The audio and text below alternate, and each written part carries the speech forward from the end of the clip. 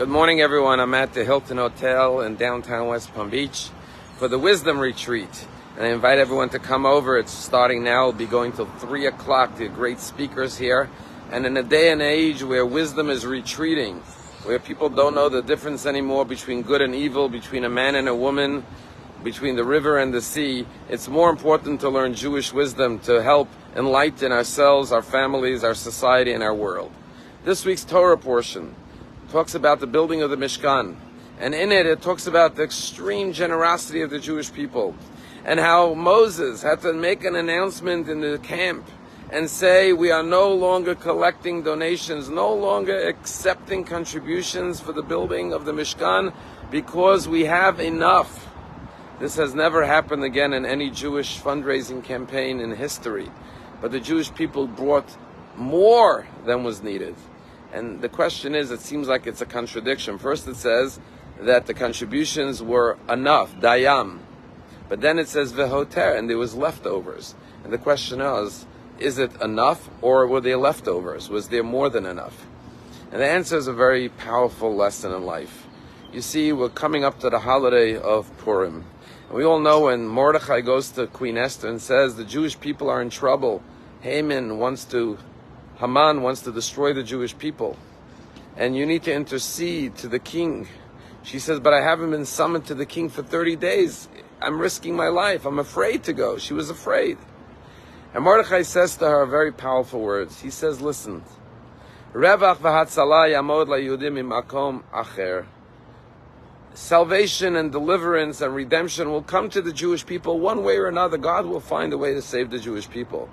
But atu beit avich, you and your family, tovedu, will be lost. Umi yodeya, who knows, im le'et kazot, if not for this moment, higat lamalchus, is why you were chosen to be the queen. What Mordechai was saying is, God will find a way to save the Jews, but you will miss this opportunity of your lifetime to be the one, to be the heroine who will save the Jewish people. And that's the lesson for all of us. Someone once said that there's one word that could change your life. Instead of saying, I have to do this, say, I get to do this. Instead of saying, I have to give charity, say, I get to give charity. You see, instead of looking at things as a burden, realize that Hashem is giving you the privilege, the opportunity to do this mitzvah. Hashem has many ways to help people. He'll find another way to help this person. But you will be the one who will lose the opportunity to do the good deed. And therefore the Torah says, not only was there enough, but in order for there to be enough contributions, there had to be extra. So no Jew could think, I'm indispensable, that the Mishkan could not have been built without me. God will build a tabernacle with or without you. Question is, will you be a part of it? And that's the mindset we have to adopt all the time. That we are the ones who are blessed to be given an opportunity. God is choosing us and giving us the opportunity.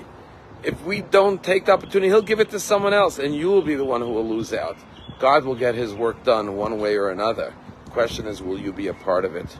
Tell a story about this rabbi is in his office, and the phone rings, and it's an IRS agent on the phone, and the IRS agent says, we're doing an audit on one of